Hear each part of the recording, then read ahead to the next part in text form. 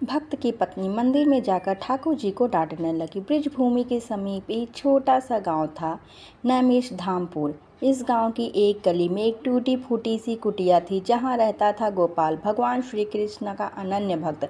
घर में ना पक्की छत थी, ना चारपाई ढंग का भोजन, लेकिन गोपाल के मन में ठाकुर जी के लिए असीम प्रेम था। सुबह उठते ही सबसे पहले तुलसी को जल चढ़ाता, फिर कच्चे पैरों मंदिर दौड़ पड़ता। मंदिर भी कोई भव्य नहीं था, गांव का पुराना सा मंदिर, जहां श्री कृष्ण की काले पत्थर की मूर्ति विराजमान थी और जिसे लोग लड्डू गोपाल कहकर पुकारते। गोपाल हर सुबह मंदिर में झाड़ू लगाता, चौका बर्तन करता, फिर ठाकुर जी को फूल लाकर सजाता, घर बैठता। तब जब सूर्य सिर पर आ जाता।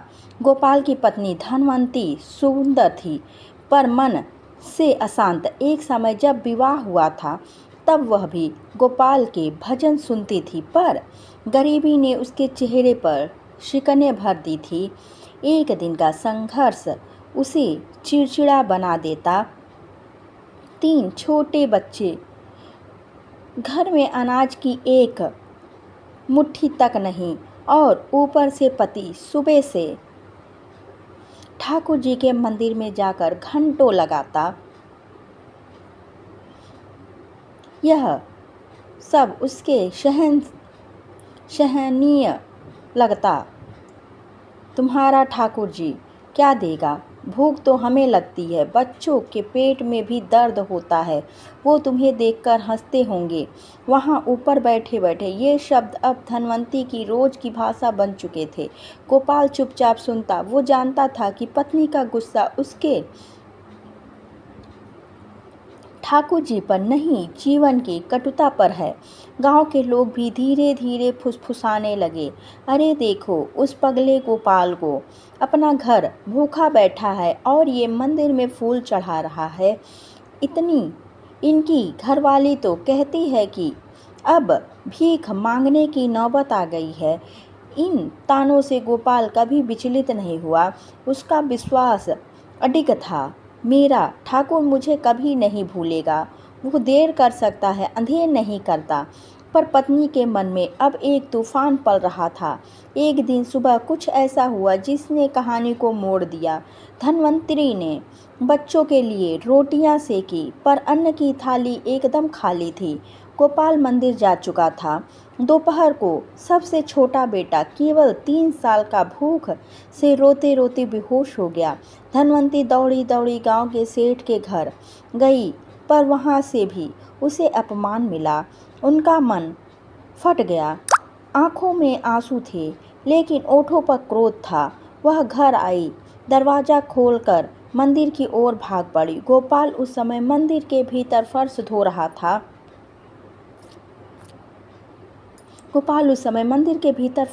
रहा था। तभी धनवंतरी मंदिर में घुसी और गुस्से में कांपते हुए सीधा ठाकुर जी के सामने जा खड़ी हुई। तू क्या है रे? पत्थर का भूत है। मेरे पति को बहका लिया तूने। वो रोज भूखा मरता है और तू फूलों से लिपटा बैठा है। मेरे बच्चों के पेट में आग लगी है और तू ये मोर पंख सजवाता है। पूरा मंदिर सन्नाटे में डूब गया। गोपाल एकदम स्तब्ध रह गया। पत्नी का यह रूप उसने कभी नहीं देखा था। पुजारी जी धीरे से बोले, बहू ये ठीक नहीं किया तुमने। ठाकुर जी को ऐसे अपशब्द। धनवंतरी ने पलट कर देखा और कहा, ठाकुर? ये ठाकुर नहीं, ये ढोंग है। मेरे पति की भक्ति को इसने मजाक बना दिया। अब देखूंगी ये क्या करेगा। कहते कहते वह मंदिर के फर्श पर गिरकर फूट फूट कर रोने लगी। गोपाल दौड़कर आया, उसे उठाया और कहा, धनवंतरी बस कर। ये वही ठाकुर है जो सब सहता है। तू जो चाहे कह, पर ये तेरा भी है।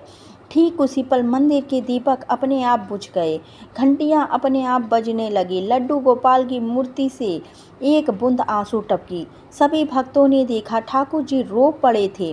पुजारी जी का चेहरा पीला पड़ गया। उन्होंने गोपाल से कहा, यह कोई सामान्य बात नहीं है। ठाकुर जी ने तेरी बात सुन ली है बहू। अब या तो तू नष्ट होगी या फिर कुछ ऐसा होगा जिसे तूने कभी सोचा नहीं। धनवंतरी की चीखों की प्रतिध्वनि मंदिर की हर दीवार में समा चुकी थी। वह अंतर नाद अब केवल एक स्त्री की हताश नहीं थी, बल्कि उस विश्वास पर सवाल था जो युगों से अग्निनत भक्त रखते आए थे। लड्डू गोपाल की काली मूर्ति एक टक धनवंतरी को निहार रही थी, आंखें अब भी अश्रुपूरित। भीड़ चुप, गोपाल मौन। धनवंतरी का क्रोध अब सिसकियों में बदल गया था, लेकिन उस दिन कुछ टूट चुका था और कुछ बनना भी शुरू हो गया था। गांव दो भागों में बट गया। एक ओर थे वो जो धनवंतरी को दोष दे रहे थे, कितनी अधम बात की है, भगवान को गाली, अब कोई संकट आए तो ये मत कहना कि हमने बताया नहीं। दूसरी ओर थे वे जो गोपाल की दशा देखकर सहानुभूति रखते थे। इतना सहता है फिर भी भगवान ही नाराज हैं, शायद भगवान सच में पत्थर हो गए हैं। एक छोटा सा गांव, लेकिन भावनाएं विशाल बवंडर बन चुकी थी। उस रात धनवंती घर में चुपचाप बैठी रही। गोपाल ने रोटी का एक टुकड़ा लाकर रखा, लेकिन धनवंती ने कुछ नहीं खाया। तू मुझसे नाराज है ना? गोपाल ने पूछा। नहीं, मैं खुद से नाराज हूँ, उसने धीमे से कहा। मैं हर रोज तुमसे शिकायत करती रही और अब मैंने जो कहा क्या वो सब सुन रहा था? गोपाल ने हंसकर कहा, वो सब सुनता है पर जवाब तब देता है जब हम सब्र हार जाते हैं। आज तूने जो कहा वो तेरी पीड़ा थी, लेकिन अब देख उसका उत्तर अवश्य आएगा। उस रात जब धनवंतरी सोई, उसे एक स्वप्न आया। वो एक सुनहरे मैदान में खड़ी थी। सामने श्री कृष्ण खड़े थे, पीतांबर में, बांसुरी हाथ में, सिर पर मोर पंख, लेकिन उनकी आंखों में उदासी थी। तूने मुझे दुत्कारा धनवंती, वो कांपती हुई बोली। मैंने पीड़ा में कहा था प्रभु, मैं मूर्ख हूँ। श्री कृष्ण मुस्कुराए नहीं, बस बोले, तेरे शब्दों ने मेरी मूरत तक को हिला दिया, पर तेरे आंसू सच्चे थे। लेकिन मैं अब अपना उत्तर दूंगा। सुबह जैसे ही धनवंती उठी, बाहर से पड़ोसन चिल्लाई, अरे धनवंती, जरा बाहर तो निकल, देख कौन आया है। धनवंती बाहर आई तो देखा उनके आंगन में एक बैलगाड़ी खड़ी थी। गाड़ी में गेहूं की बोरियां, चावल, दाल और गुड़ के पैकेट रखे थे। गाड़ी हाँकने वाला बोला, सेठ हरिदास जी ने भिजवाया है, कहा कि गोपाल की भक्ति से प्रसन्न होकर भेज रहे हैं। पर गांव का हर कोई जानता था सेठ हरिदास ने तो एक दिन पहले ही इनकार किया था। गोपाल मंद मंद मुस्कुराया।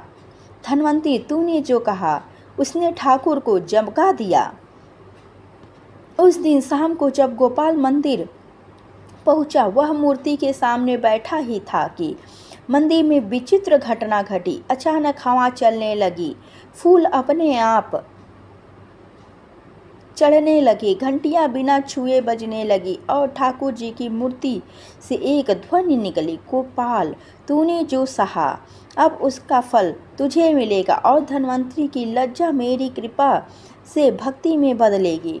पुजारी जी गिर पड़े। मैंने जीवन में पहली बार ठाकुर जी को स्वयं बोलते सुना है। गांव में अफवाह फैल गई। ठाकुर जी बोले हैं मंदिर में चमत्कार हुआ है। अब गोपाल घर आया और उसने ये सब बताया। धनवंतरी की आंखों से आंसू बहने लगे। मैंने उन्हें दुत्कारा था और वे अब भी मुझे दया की दृष्टि से देख रहे हैं। हाँ, गोपाल ने कहा, क्योंकि ठाकुर जी दंड नहीं देते, वो शिक्षा देते हैं प्रेम की। अब वे ही लोग जो धनवंतरी को पापिनी कहते थे, अब कहते हैं वो तो भगवान को जगा आई। शायद वही कारण बनी इस चमत्कार की। भगवान को भी किसी ने तो रोने पर मजबूर किया। गांव के मंदिर में अब भीड़ लगने लगी। लोग अपने दुख लेकर आते और कहते, जिस मंदिर में भगवान स्वयं रोए हों, वहाँ हमारी सुनवाई क्यों न होगी। धनवंतरी ने अब मंदिर आना शुरू कर दिया, पर सिर झुकाकर मौन रहकर। धनवंतरी ने फिर से ठाकुर जी के चरणों में आकर माफ़ी मांगी, लेकिन गोपाल, उसने एक अजीब निर्णय लिया। अब मैं मुंह से कुछ नहीं कहूँगा। गोपाल बोला, जब तक ठाकुर जी स्वयं मुझे बुला न ले, मैं केवल सेवा करूँगा। बिना बोले धन्वंतरी ने पूछा, पर क्यों? गोपाल मुस्कुराया, क्योंकि अब शब्दों की ज़रूरत नहीं, अब समय है कि प्रेम स्वयं बोले। और तब शुरू हुआ गोपाल का मौन व्रत। तो वो मंदिर जाता, बिना बोले घंटी बजाता, फूल चढ़ाता, सफाई करता। उसकी आंखों में अब प्रश्न नहीं थे, केवल समर्पण था। अब धन्वंतरी का जीवन भी पलट रहा था। जो स्त्री कभी भगवान को कोसती थी, अब रोज ठाकुर जी के सामने बैठकर गीता का पाठ करती। वो कहती, हे ठाकुर जी, मैंने तो आपको पत्थर समझा था, पर अब समझ गई कि आप मौन में ही सबसे बड़ा संवाद करते हो।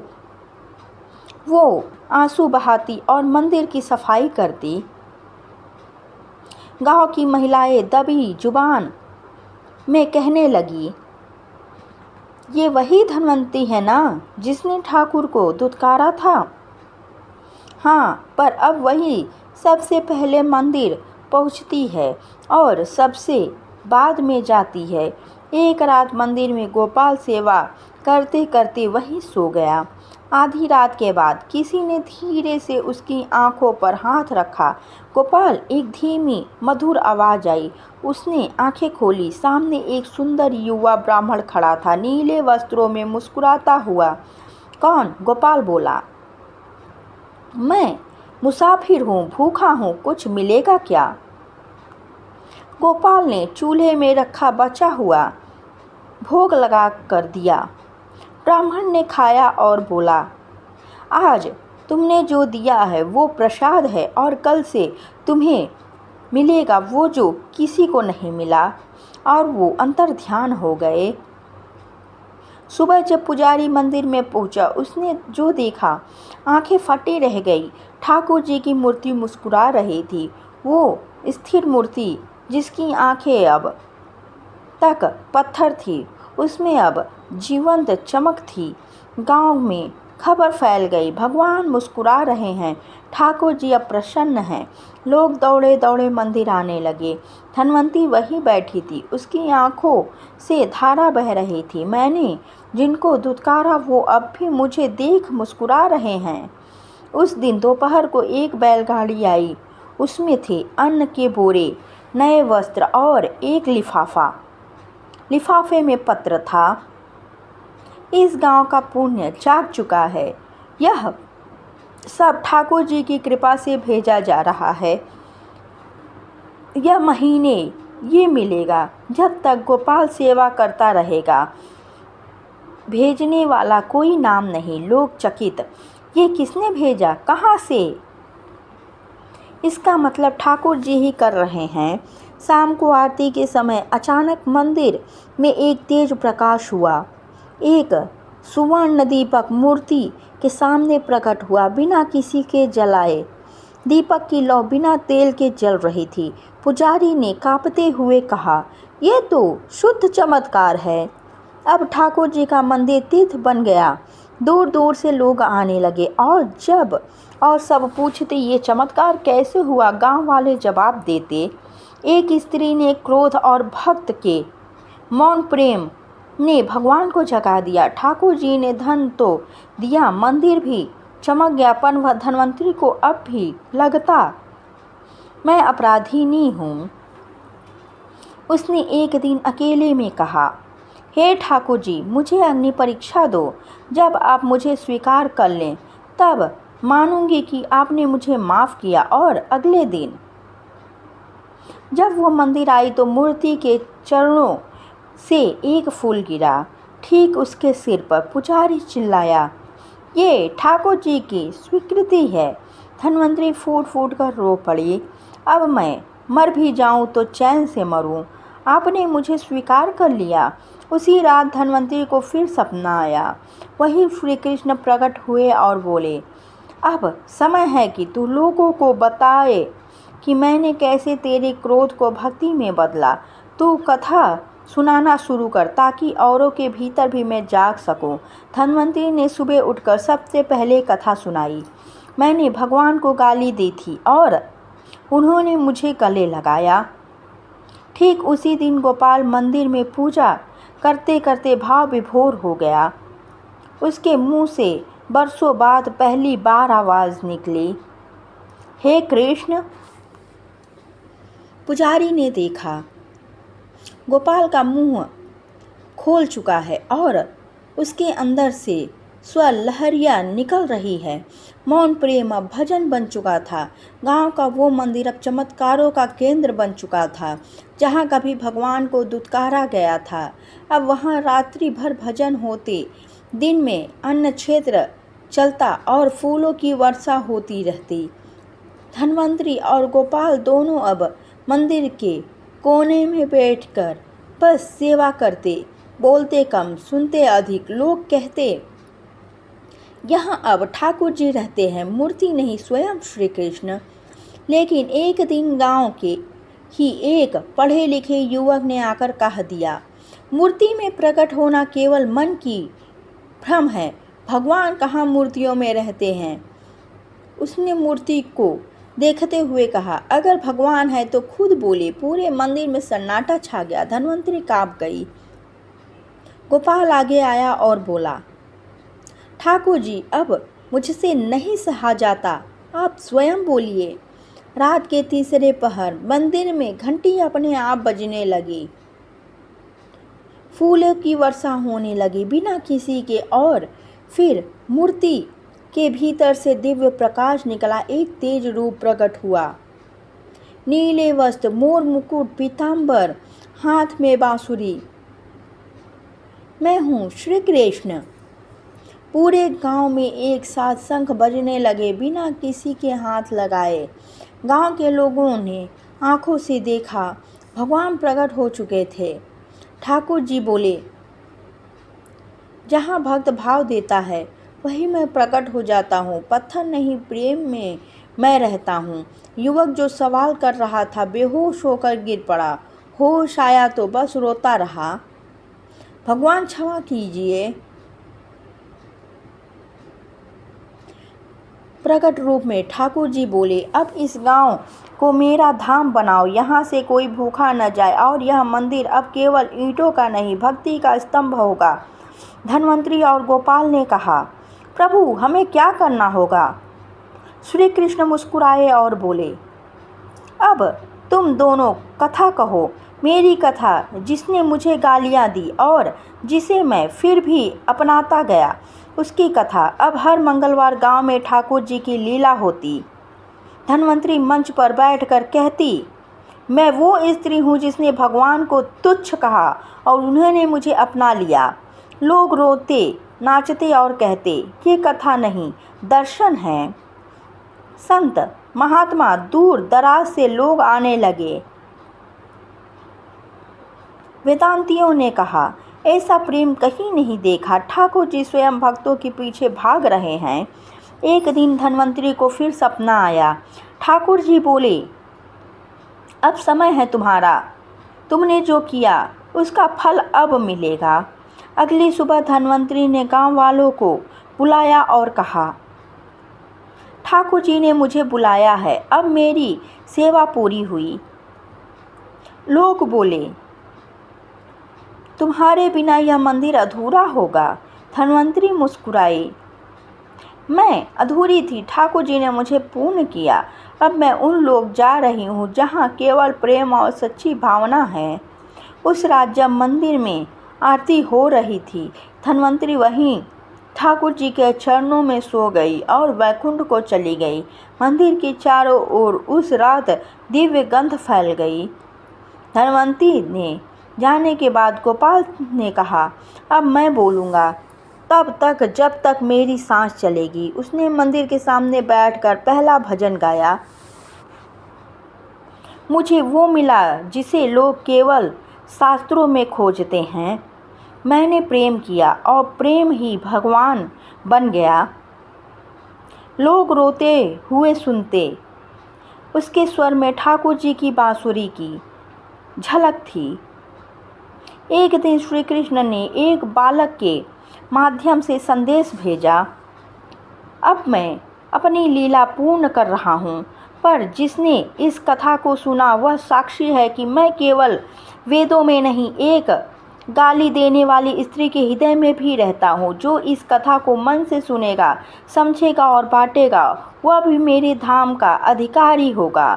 बोलो राधे राधे। अगर आपको ये कहानी अच्छी लगी हो तो कमेंट बॉक्स में राधे राधे, जय श्री कृष्णा, जय ठाकुर महाराज जरूर लिखें। भगवान आपकी भी सारी मनोकामनाएं पूर्ण करेंगे। बोलो जय श्री श्याम।